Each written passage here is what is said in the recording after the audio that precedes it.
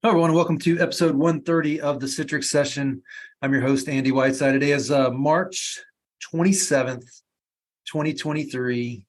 And am I far enough into the year to stop making comments about how far the year has gone and just moving on? How fast the year's gone? Yeah. And I like we're the almost to part the end of that- March Madness. Ooh, that's right. 4 teams, none of which are the first, second, or third seeds, have made it to the Final Four, which is All right. unbelievable. So let's talk. It's not unbelievable. Let's see. Now I'm going to tie this back. I'm going to tie this back into today's podcast. It's a different world in college basketball where now they have the transfer portal and colleges are going to be able to pay, or at least the top 25 or 30 colleges are going to be able to pay players to come in. College basketball, as we know it, is never going to be the same.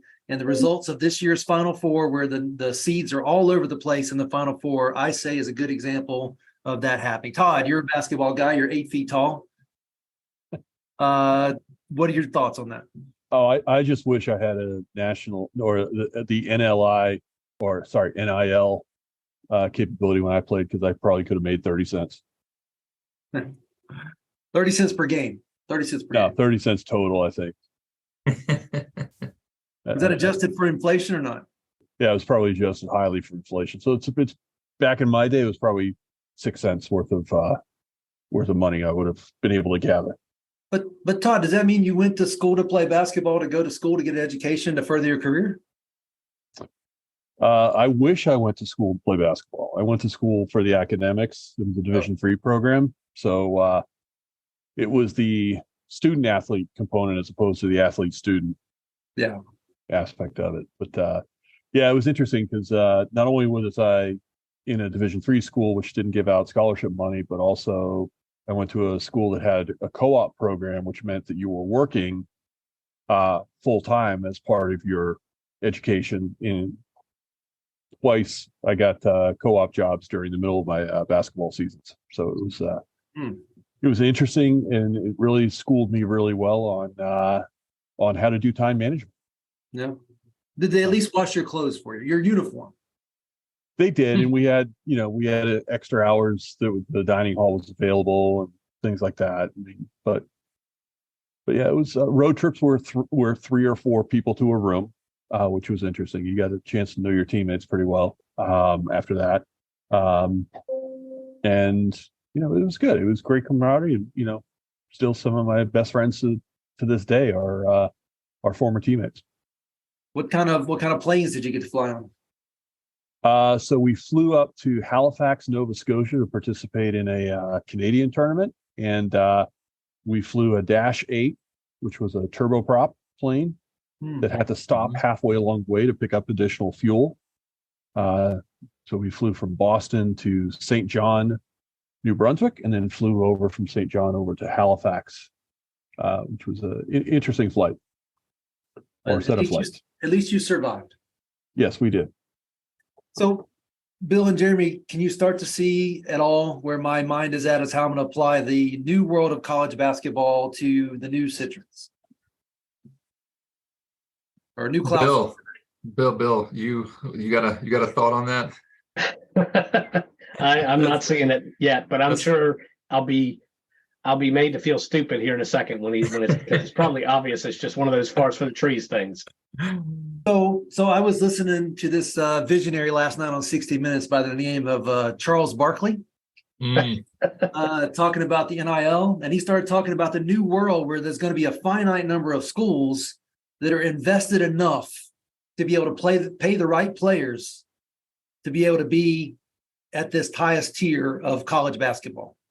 And where I took that example and applied it to our world is there's going to be a set of Citrix partners that are going to be able to be invested enough in what Citrix is doing to really take advantage of where Citrix has the top 550 accounts in the country they cover direct. And then it's going to be up to those next level of customers and partners to work together. And both are going to have to be invested in the relationship. So let's just talk about NIL real quick, just so everyone understands what that is. So why don't you explain that for us here real quick? I'll let Todd explain it real quick.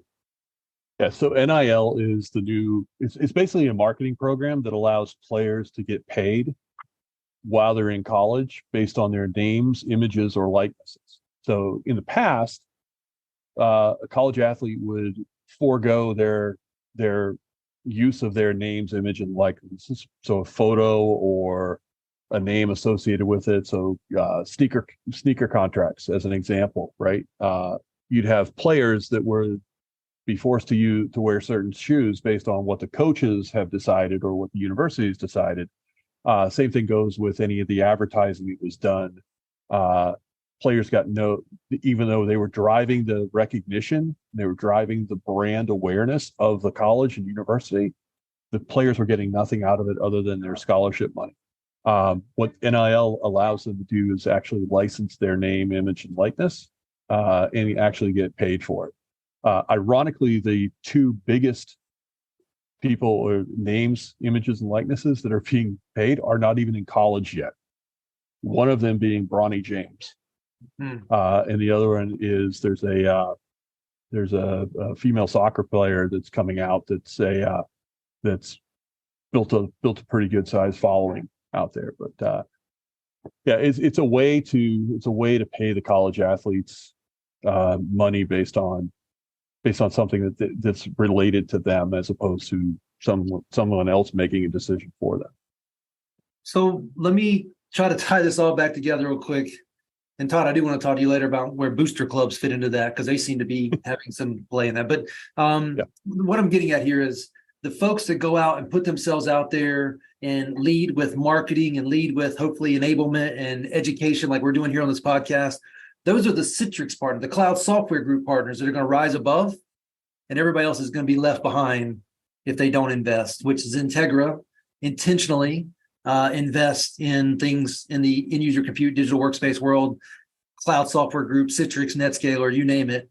And we see this in the long run as working out in our benefit. If you don't believe me, talk to Charles Barkley. Light bulb. I got it now. I got it. Bill, you got it? I got it. All right. So let's talk about today's blog, which is, let me share my screen with you, gentlemen. This is part 2 of the blog by Calvin Shu. Calvin, good friend of XenTegra's, and the name of it is Introducing the New Citrix Strategy Around Product and Innovations. And I don't know that it really even talks about what I was just talking about here. This is really more the technical side of it and the business objectives of it as it relates to Cloud Software Group's business unit Citrix. But what I would point out in that previous conversation is going to take partners to help get this across to customers and evangelize what Cloud Software Group's doing with the Citrix business unit and all these changes. And that's what we're doing here today.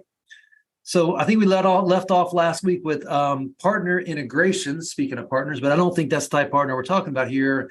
I think we're talking about Citrix's ability to have integrations with other partners like a ServiceNow, which I'm a huge fan of. Geremy, you want to start us off by talking about what partner integrations, the overall concept in this part of the blog is about? So, I mean, I think generally speaking, there is a workspace API that we've introduced. Now, we've had APIs in the past. There's a Citrix Cloud API, but I think this workspace API is, I think, a little bit more comprehensive, covers a lot more bases than, the old Citrix Cloud API did. Now, the whole idea is it should be easy. Number one, I guess there's two different things. So number one, if I'm a partner, it makes it easier to tie my solution into Workspace. Mm-hmm. So Andy, you mentioned, ServiceNow. There's another one, I guess that is the ITSM adapter that we've got, which lets you do things. And this is very slick. Integrate maybe your workflows from ServiceNow, whether it's onboarding folks, whether or not it's, spinning up new desktops, turning down desktops. If I'm a user, how do I automate the business of the help desk and tie that right into Workspace? It's pretty slick. But at the same time, we've got customers who are looking for ways to automate, their own workflows as well. So you could leverage the same API to potentially, I guess, probably deploy resource locations, spin up desktops. There's very much a DevOps, agile mentality to a lot of our customers. And so, there are customers that we work with that don't use Studio. They script everything and they're leveraging APIs. And, when you hear a customer start talking about cloud native, my head, immediately goes to an API like this, because what they're thinking through here. So there's a lot of value here in this workspace API that, very candidly, I don't know the scope of it, but the link in this blog post will, I think right now it's a private tech preview. Yep. But something you can go sign up for. It's pretty slick. So, Bill, is this a scenario where we have the workspace API and a customer wants to do something magical with it? They'll have the API available to them to make the integrations they want to make and it still be supported? Yeah, I think that's exactly what it is. We've had one project. I don't know that it obviously didn't use this API, but it's used some other APIs. It was actually in Canada, where they essentially, to Geremy's point, didn't use Studio. They leveraged the API in conjunction with PowerShell to do a lot of the things that we are accustomed to doing in Studio. They kind of built their own management layer, if you will, and that's possible with something like this for those customers that have the robust DevOps shop that are sufficient and talented enough to be able to do it. So I think that might be the perfect example where somebody kind of created their own, rolled their own, whereas in this world, maybe they could have used the Citrix one and gotten done without having to go, recreate the wheel. Todd, Right. Is that what you heard? Yeah, and a lot of customers are looking for this, like Bill and Geremy just talked about. As we're moving more and more into DevOps becoming the mainstream, as opposed to having dedicated Citrix admins that are going in and actually doing a lot of those routine tasks, those routine repeatable tasks that are being triggered by some other activity in a completely different system. Why not build some of these APIs and why not make those operational to where the end user, the administrators really don't have to do an awful lot of extra work and that repeatable task-based work that just kind of consumes a lot of folks' hours during their day.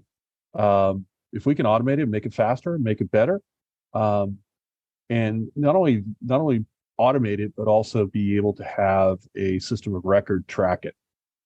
And I think that's the biggest thing is, if we can automate it, one of the key steps of automating any of the processes is providing some level of documentation, some audit log.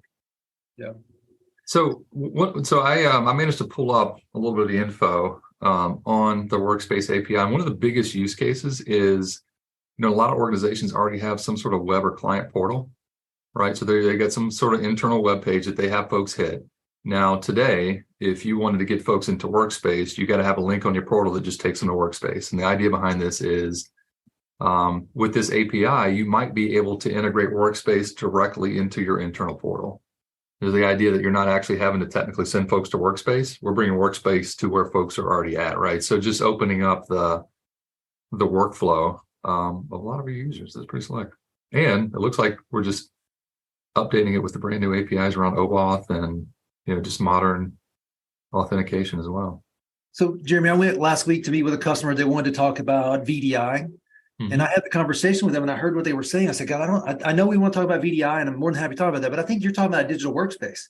I think you're asking for, this holistic digital workspace. And up until this moment, for me, that's always been, okay, there's only a couple players in the world, Citrix being one, where you can roll everything or a big chunk of everything up behind this one workspace and get to all of it. Third party, internal, all this stuff. And that's still the case. But I think what this does, it allows you to use this API to pull stuff out of Workspace into other third parties in case that's the direction you're going. Exactly. Yeah. You might remember back in the day, you could create ICA files and put them on your SharePoint site or on an intranet site, and they could click them and get prompted for auth. Or then eventually there was this ability to pass through the auth for the local machine via a setting in the browser. Well, now when you've got the systems are more distributed, you've got the workspace in the cloud, and you've got other things in other clouds and on-prem, the ability to do the same thing, you can't do it the way you did before, and at least not as efficiently and as seamlessly as you can now using these APIs. So the project we had in Canada was very much like this. They built a management layer around it, but they also built custom portals that would literally show application icons or desktop icons or even SaaS app icons from Workspace directly into a custom portal the customer themselves built via their DevOps shop. You guys remember WISP? Yep. Yeah.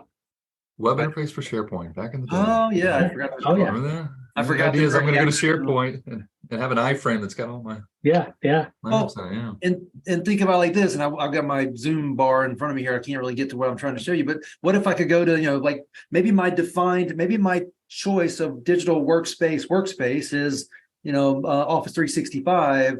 What if I could go to portal.office.com and pull up and then bring my Citrix apps into that versus vice versa, where it's been go to this, XenTegra.cloud.com and bring Office 365 into those. And the truth is, with this type of scenario, you're going to be able to do whichever way you want. Yep. All right. Next section is scaling with public cloud. Hold on. I want to go back to Whoa, No, wait, we wait. skipped over. Let's not pass go here. Here we Hold go. on. I want to, this, so guys, we talked last week about on-premises versus as a service from the cloud. Is this going to be a scenario where you could choose which one of those you use, or you think this is going to be mostly as a service from the cloud that's going to enable what we're talking about in this last section of integrations? The way I understand it, I think this one will be cloud only as a service. Well, and I'm I'm not sure if glad, it's- and I'm glad you said that, because I think at the end of the day, our advice last week, I went back and listened to the podcast. I do it for fun, by the way. I don't just do it because I have to. I like to. And I think what we talked about, and Bill, I think we've got Bill to say 90% of the people need to do it as a service. And this is a great example, is if you did it as a service, then you just tie in APIs and you can move forward versus handcuffing yourself with an on-premises solution. Yeah, what I like about this, by the way, is it looks like you can. So this also links out to another blog post that talks specifically about this feature, and for like mobile apps. I mean, it looks. In this case, we're using Acme as a company name, but if you dig into that, you'll see we've got the mobile app that's branded as Acme, which is pretty slick. Yeah. So again, under the hood, still workspace app, but just branded for your organization. Yeah. Which. Yeah, this has been on the roadmap for a long time. I feel like 5 years ago, Todd, didn't we? This was a synergy announcement. Yeah. Kind of. And the thing is, I think we as a company kind of looked at it and said, well, this is something that it's going to be tied in more to the mobile space as opposed to a traditional user on a larger form factor, like a laptop or a MacBook or something like that. So it was really kind of focused more on delivering it through secure mail and secure web, which were mobile specific applications designed for the tablets and for the phone form factors. But the inclusion with this into opening it up into being used on the workspace app itself, which includes not only the mobile devices, but also the typical Windows laptop, as well as the Mac platforms as well. So I think Bill's smiling because he and I may have done that blog when you guys did. I don't know how long ago it was. We did a blog about the app personalization service. Yeah. That right there. Oh yeah, there it is. Yeah. I think Todd and I must have been playing hooky that day. I think this has been possible for a while, but not exposed to the average customer through the API. Because I know of a law firm probably 10 or 15 years ago that when they launched Citrix apps, it actually had an icon of the name of their law firm versus the Citrix logo, if you will, not icon, but the logo. So it's obviously been possible, but you had to go through a lot of hoops probably to get there, and now you don't. And Bill, I think some of the big confusion here is that this is different from branding the storefront. Yes. And this is branding the actual application that gets delivered out there, which is critical, right? So we had a couple of large customers that were doing this, and we used to do it with some of the other products like ShareFile and Secure Mail and Secure Web, where we could actually inject the company's logo there. And as an example, we could say, hey, we're going to brand Secure Mail as being Acme Mail. Right. Or Acme Files for ShareFile. This is kind of taking it and saying, hey, let's take a step back and do the entire environment, all of the capabilities, instead of just this one or two specific apps. Guys, anything else on the integrations with these APIs, this API? I'll just say it's another API. Yeah. So that's how this works.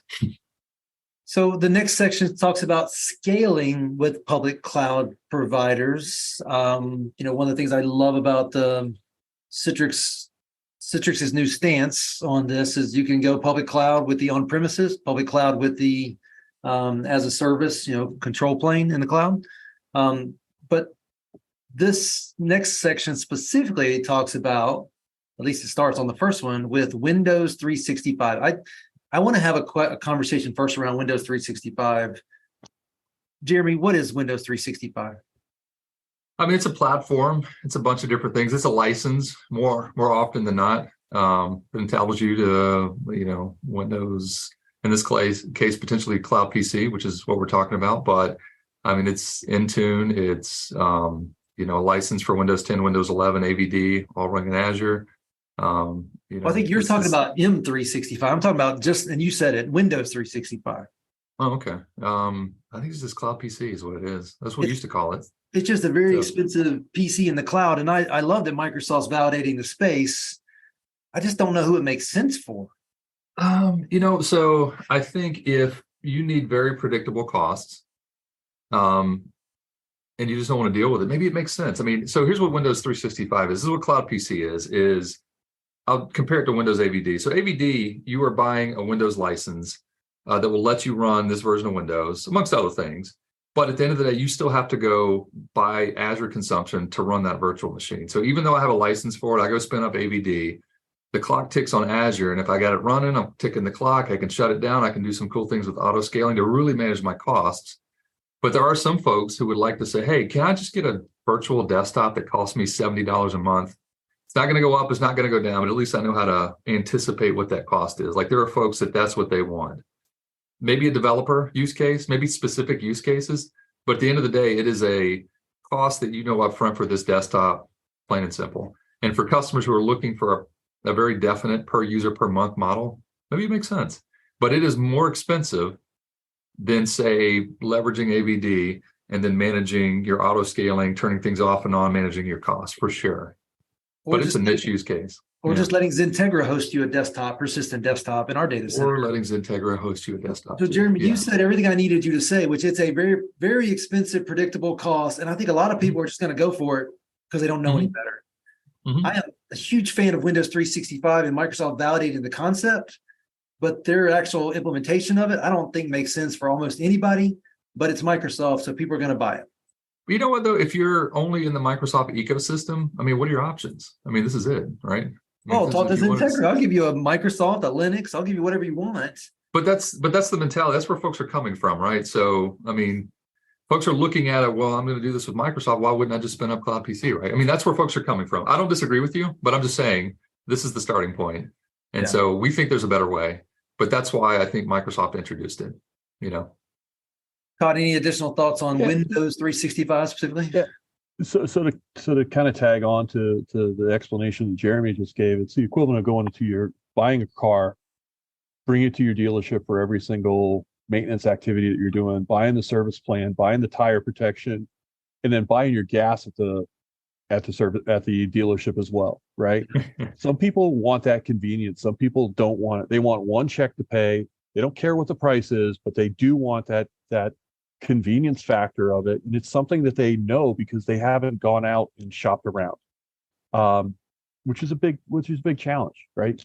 Is it for everyone? Probably not. The consumer is going to eventually make a decision to say, hey, there's some things I can do on my own. I want that choice. I want the flexibility of service plans, and I still need a car. It's how I'm going to pay for it is different. So Todd, I love your example, minus one piece. You still got to take it to that trusted mechanic down the street to actually manage the thing. Like Microsoft's not going to manage the applications and manage the workloads inside of the Windows. They don't manage anything. It is a PC that they give you, and you got to, all the agents, all the things, you got to go do it yourself. Yeah.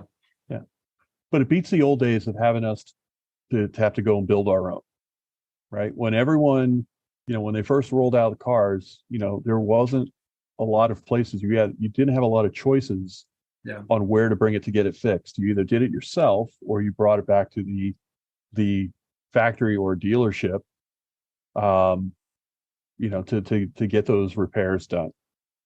It really comes down to, there's people are willing to pay a premium for that convenience. Well, and I'm going to use Or- cars again for this one. We've got a friend of ours, person who works here at XenTegra, that somebody backed into or ran into their Tesla. And the only place you can take it is Tesla and maybe a handful of body shops. And when they took it there, they said, "Oh, the car's totaled." It's like, it's not totaled, it's just dented. No, this one little piece under the sheet metal here is broken, therefore it's totaled. You need to buy a new one. It's like, oh crap. Oh my. Oh my. But yes, so that's Windows 365 in a nutshell. Well, and what we're really highlighting here is Citrix understands people are going to go that route. They need a better remoting protocol with more channels and more features. Yep. Therefore, Citrix HDX Plus now exists. Bill, you remember the podcast we did on that one? Yes, I do. Any specific takeaways on that podcast that you would share as part of this one? Well, as part of this one, there's one thing in here I didn't realize, and I don't know that it was either I missed it or it wasn't disclosed in that podcast, because that was early on after the announcement, I think. And that is it says this is a new entitlement for all our DAS editions. I didn't realize that. So customer that's already got DAS in place and the right licenses for DAS wants to add a subset of their users to Windows 365, they can leverage the HDX integration the way I read this automatically. And that could be beneficial for those who already have the management infrastructure for specific use cases. But in terms of anything, that's the only thing I can think of with respect to differences between our previous podcast and this one. Here's what I love about this. So, there's two things. One, at the end of the day, this is just remote PC. So we're installing a BDA into Cloud PC, into Windows 365, just to add all the things that HDX does. So the experience, sure, all the security, analytics works with it, flex, all the things, right? But it's a little bit different in the fact that, man, we can manage our 365 licenses from the Citrix portal. So if I decide I need a user that needs Cloud PC, part of your onboarding of this service is the fact that you can go into Cloud and go, hey, you know what? Todd needs Cloud PC. Boom, I'm going to assign a license from the Citrix portal. And magically, again, this is all APIs flying across the internet here. It just enables it. And then Todd logs in, and next thing you know, he's got a $70 desktop that hopefully got approved. $70 a month. But what I do like about this is you then could work with XenTegra, get that trusted mechanic using those trusted tools, aka Citrix. And if you're just heck bent on spending the money and doing Windows 365, you still have that partner ecosystem to make it the best it can be. You're not limited to what Windows 365 can do on its own. I mean, how am I installing apps in this thing? How am I updating it? I mean, this is another endpoint that needs antivirus now. I mean, there are so many things to think about outside of the fact that you just spun up a desktop that, listen, if this is not what you do for a living, you really do need to think about just what you're opening up by enabling it. So couldn't agree more. The first time I saw this thing presented in person, I was at a conference, and the guy beside me, large healthcare organization, and I said to him, what'd you think of this? Oh, it's awesome. It's like, are you guys going to do it? It's like, heck no, way too expensive. It just didn't make sense. All right, so next section, this one talks about GCP or Google, deeper support for Google-related technologies. Todd, you want to take this one? Yeah, I think the biggest thing here is, working with all of the hyperscalers is the critical thing to take out of here, right? It's not just an Azure-only environment that we're not limiting our playing field to just working with Azure. Supporting Google IDP is another example of where, we realize that a lot of customers are looking at alternatives, and they're looking at alternatives based on cost, performance, and, their regionalization that they've had out there, right? So being able to use more available options that could be more cost effective, that makes a lot of sense.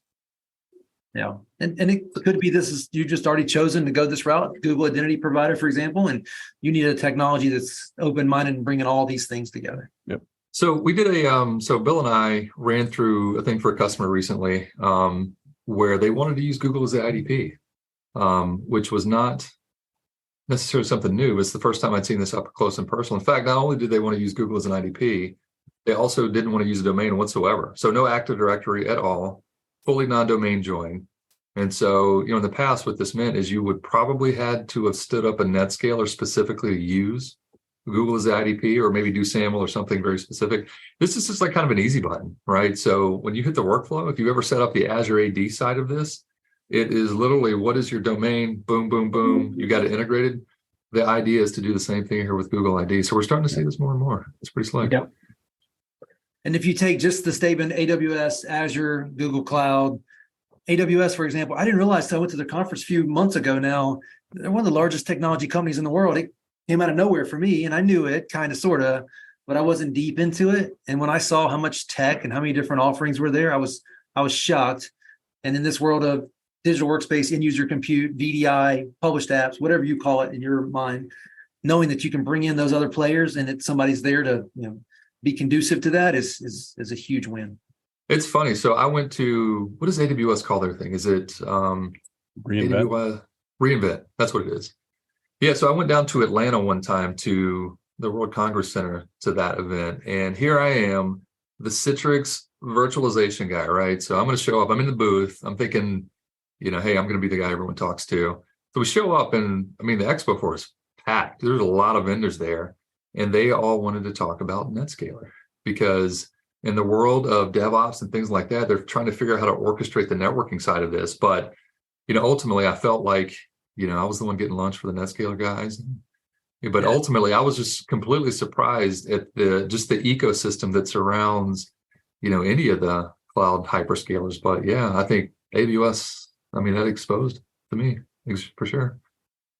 All right, the next one is expanding connector appliance integrations. Bill, I'll go to you first. I know that this is long-term conversation for you and in your worlds, including XenTegra. Yeah, I think we talked about this on another podcast, I think, at some point. I don't know if it was the one you were on, Andy, or not, but yeah, it looks like they're adding AHV as one of the connector appliance supported hypervisors in addition to the standard ones. So as well as they've made it a lot easier in the hyperscalers like Azure, AWS, and Google to pull them from the marketplace rather than having to do an import, those sorts of things. So this is really a big deal for those customers using these. And now they've added the other Nutanix AHV, which is fast and becoming a more prevalent hypervisor. That's an ideal thing for customers. And Bill, I think in the podcast that we did last time that I listened to over the weekend while I was doing stuff around my house, sad but true, you actually indicated you think a lot of people are going to pull out of public cloud hyperscalers for various reasons. That's been what I've been reading. We'll see what happens, but I've been reading a lot about folks that have gone all in the cloud, and then the bills come due, and now it's really they're starting to look at what they can spend that money on, and some of them are bringing it back and doing a reverse migration, not for all of it, but for some workloads where it makes sense, obviously, and certainly having this integration with on-premises hypervisors, including Nutanix, is a big part of making that work. How you want, when you want is the key. Go ahead, Jeremy. Right. I was gonna say, I wondered why it took so long for us to do this. We've got a long-standing partnership with Nutanix, but I think one of the challenges we had is this connector appliance is what enables things like secure private access (SPA). So if you don't know what that is, so this is something you would install in a location where there's resources that you want to serve up. It used to be called the gateway connector. So a different appliance altogether. And then I guess as part of a shift to this new appliance, maybe that's why it never came out for the gateway connector. Now it's out for the connector appliance. I don't know. This is certainly a welcome change for sure. Yeah, and I think Jeremy, it kind of ties with the whole concept of consolidating some of these unique connector appliances, these single purpose connectors, and actually putting them into more of a universal approach towards these connectors. Because I've got a customer that basically they looked at the number of connectors that they were going to have to spin up, and it was 3 times as many as they currently had on-prem. And they were looking at it was a cost, it was sticker shock until they realized that, hey, there's some of these that we can actually consolidate and reduce our overall cost and potentially save some money there. Yeah. Number one question I get is when I'm going to see one connector to rule them all. And I go, well, it might be a while. We've got some things running on the Windows connector that'll take a while to move to a different platform. So think about it. We tried to do that with the consoles. And it took us a long time to reduce the number of consoles that we have. And we still have, depending on who you're talking to, we've got anywhere from 3 to 4, but that's better than the 17 that we had. So some of these things just take time. Yep. So guys, I'm going to take us to the next section, which is one of my favorite ones. I run around teaching iGel or, teaching people iGel all the time. Chrome OS as well, doing both of those these days. Love it. I got them, all of them sitting on my desk right here somewhere. Todd, I'll use you for my little gotcha joke here. You ever used a rideshare app? Yes. Yes. Did you get in your car to drive somewhere to meet the rideshare service, the rideshare app service? Ironically, yes, I did, because I happened to be in Canada and I didn't want to drive my vehicle in roads that I wasn't really sure of. So I parked at a hotel and met the Uber driver there. But that's like a one-off, right? But in general, you don't drive somewhere. You may walk a block. Yeah. My point in that whole conversation is, if we're talking VDI specifically, or just anything you access through a browser, Chromium, Mozilla, whatever, Edge at this point, why would you get into Windows to go meet Windows or some other browser-based app somewhere else? Use something smarter, something lighter, something more cost-effective, something more manageable. The topic of this section is validating endpoints for hassle-free rollout. To me, it's just like, I don't get in my car to go meet the rideshare app. I just take the easiest path to get there and have them meet me where I'm at. Same conversation here. I don't have to use Windows to go connect to Windows or other browser-related things. Yeah, I see where you're going with this. We just proved that this is not a rehearsed podcast. Well, you gave me the honest answer. It was the wrong answer, but it was an honest answer. Right. And the truth is, well, hold on. So real quick, on that note, there are times where it makes sense. I'm using Windows right now to do this podcast because I didn't have time to come in here and jump on my iGel unit and remote into my virtual desktop. I come from one meeting to the next. There are times when it makes sense to use Windows, and I've got a virtual desktop open at the bottom of my other screen over here. There are times where it makes sense, but for the most part, you don't need Windows to go connect to Windows. That's right. Which is one of the things that we have seen historically kind of ring true, is that 80% of our use cases were oftentimes the customer, the user, just wants to get to the application. They don't care how they get there. They just need to get access to that application, whether it's through a traditional Zen app publish application, or whether it's through a browser, or whether it's through a full-blown desktop. There's different requirements that may direct them to use a specific path. Yeah. But the destination is all the same. It's to that application or to manipulate a data set. We were doing the iGel workshop last week, and I told somebody to apply a profile, and then I said, okay, now use GP update force to make sure it got there in the GP results. He's like, is that on here? I'm like, heck no, you don't need that stuff anymore. Yep. Geremy, thoughts on, because this topic is about iGel and Chrome OS on whatever hardware you want, including hardware you're already on, just to connect to browser-based, digital workspace stuff, apps, desktops, you name it. Geremy, are you guys seeing this help your customers, knowing that they can be simplified on the asynchronous solution where the endpoint doesn't need to be as powerful or as smart or as capable as it used to be? No, absolutely. In fact, I did it wasn't long ago. It was part of a demo for a customer where they were looking at doing desktops in Azure. I can't remember what it was, but ultimately they wheeled in, this is a school system, right? So think about the budget they have, think about what they're dealing with. They wheel in this machine, by the way, still running Windows 7, and they turned this guy on, and it took no less than 15 minutes to boot up. 15 minutes, right? Why? Well, the hard drive was slow. It wasn't SSD. It was a clunky old 7,200 RPM. Because it was riddled with viruses. Oh my gosh. And I said, well, listen, let's try this. So we had the UD Pocket, right? So this is the iGel based USB, plug it in, you boot this piece of hardware off of the USB drive, and we were up into Windows 10 in like, oh my gosh, 3 minutes at the most. I met with another company that does Fed work a while back, and I walked in their office and said, hey, can I demo something for you? And they said, yeah, let's turn on the computer here in the room here. 15 minutes later, it still hadn't totally booted up. And I'm like, that's why we need to work together. And they didn't get it. It's like, it takes 15 minutes and we can't even log in to do a presentation. Yeah. Listen, you could replace all this hardware, but that is your budget for, either, the iGel or even Chrome OS, right? So Chrome OS Flex is a similar solution that boots up to the Chrome OS. It's pretty slick. Bill, fair to say that the endpoint is part of every project we do, and understanding what that is something we need to scope somewhere along the way? It's something we scope, and it's obviously something we consider when we're doing designs. What's going to be running on the endpoint, and how does that impact the design and policy setting and those sorts of things?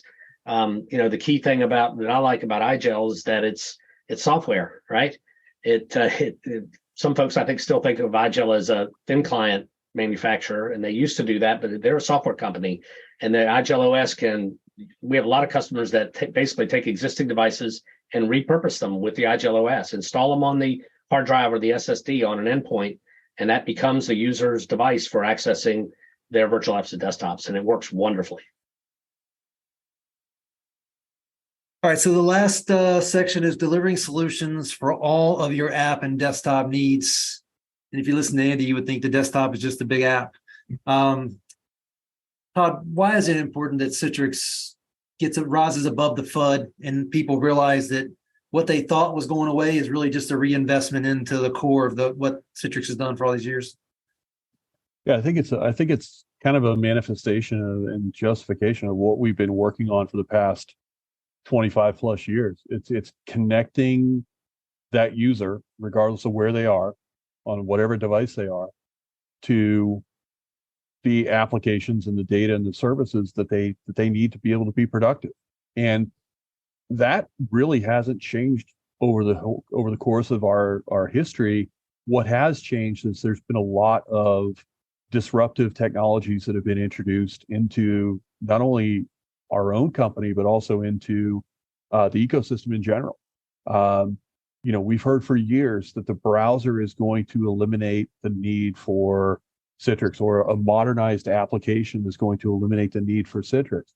Well, that's great until you start talking about things like security and performance and reliability and the ability to provide that consistent experience out to that user, regardless of what device they're on. And you still need to do things like all of the additional tasks and additional services that people expect to be able to use when they're on a virtualized environment. They want to be able to control where they print to. They want to be able to control and have security around USB devices that are being plugged in. You can't do that in a lot of these native solutions. So there will consistently and continuously be a requirement for Citrix to deliver on this. And whether it be on the browser side or on the full-blown desktop or an application side. Well, and Todd, I'm glad you mentioned browser. They actually call it out in the article here, and that's the fact that Citrix has a enterprise browser that you maintain and control through your Citrix technologies is further evidence that they see the day coming where it's all browser-based, but it might still be decades away. But it's important that we start controlling the browser use cases as well. Yep. Geremy, your thoughts on bringing this all together and where Citrix sees the future going and how it wants to be different and go along with the future? I mean, you talked about it earlier. I mean, it's a digital workspace, and the idea that here's a single point that takes you to wherever your apps are at, right? So it turns out a lot of them are virtual still, right? And they could live in clouds, desktops, in Azure, could be on-prem, doesn't matter, right? And that's the whole point. This enterprise browser is one of my favorite new apps, and I use it daily. So there are a lot of applications that are internal to Citrix that I'm using a workspace app on my local machine. I've got enterprise browser. I mean, it's baked right into it, easy to launch. And I'm hitting all these internal websites that have in the past required me to fire up a desktop or hit a VPN. And so, that requirement goes away. And so it just is so simplified. It's a local containerized browser. So I can provide all the security that I'm used to with my virtual environments, but I'm just applying that to my web and SaaS app. So this is your enterprise browser. It's running locally on your machine, leveraging the local resources of the hardware. And we've gone to Google. But and I don't rely on admin templates and group policy madness to make it work. No. In fact, but there is, because this is a Citrix published browser, there is a config service that you can leverage to configure the hardware. To configure the browser itself. And on the flip side, there's just policies you can turn on that will, again, watermark it, copy and paste, printing, restrictions, things like that. It's all part of it. And I can choose when somebody goes to, like XenTegra.cloud.com, hits my workspace. If I wanted to use their local consumer grade browser, okay, fine. But if I want it to be in a sandboxed world, I could go in the browser, a secure browser service. But if I want them to be in a pseudo controlled sandbox on my machine using my local resources, I can do that too. And it's lightweight, it's fast, and it's pretty impressive actually.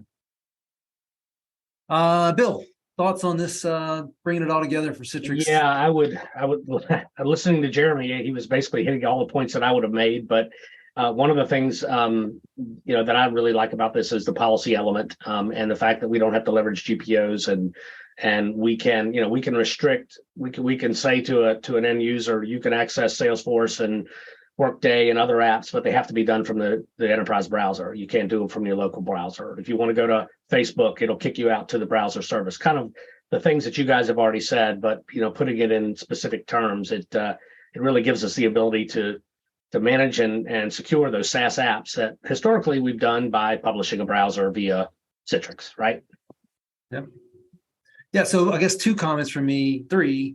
Number one, at a high level, Citrix gets it. They've gotten it. Now that they've changed their model to work more with partners and focus on the tech, that to me allows us to now go execute together on this. I was with someone last week, former Citrix employee, that said how sad it was that Citrix was failing and going away. And I'm like, I didn't argue with them, but like, hey, if they accomplish what they're actually saying they're doing now, they get back to our roots. And what you're saying is, whoa, Citrix is actually old Citrix brought back to reality. And that's where, we, partners, customers are going to benefit from that. It really is a brand new day, but we have all the legacy stuff, the good stuff to bring forward with us. I would also highlight something to highlight on the screen here, and that is without needing a traditional VPN.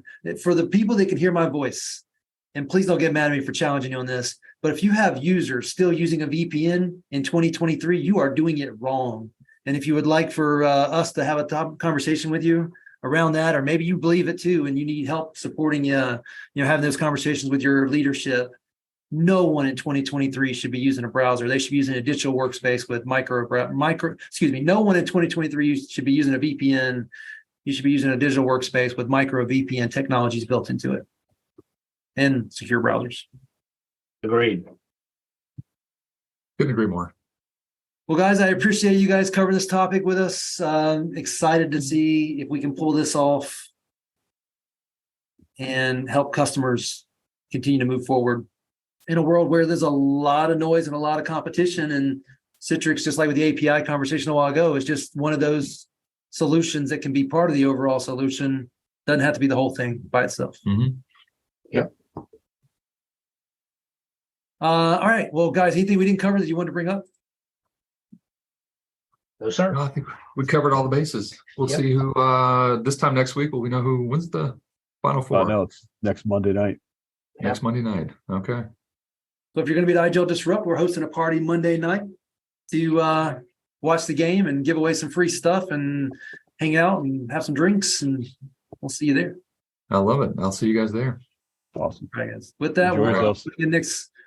we'll do it again next week, maybe not. We're all going to be so busy. It'd be nice to do one in person, but I don't know. Would be fun. Maybe asking too much. I've got like 15. That might be aggressive. Yeah. Yeah. All right. See you then. All right. See you guys. Guys.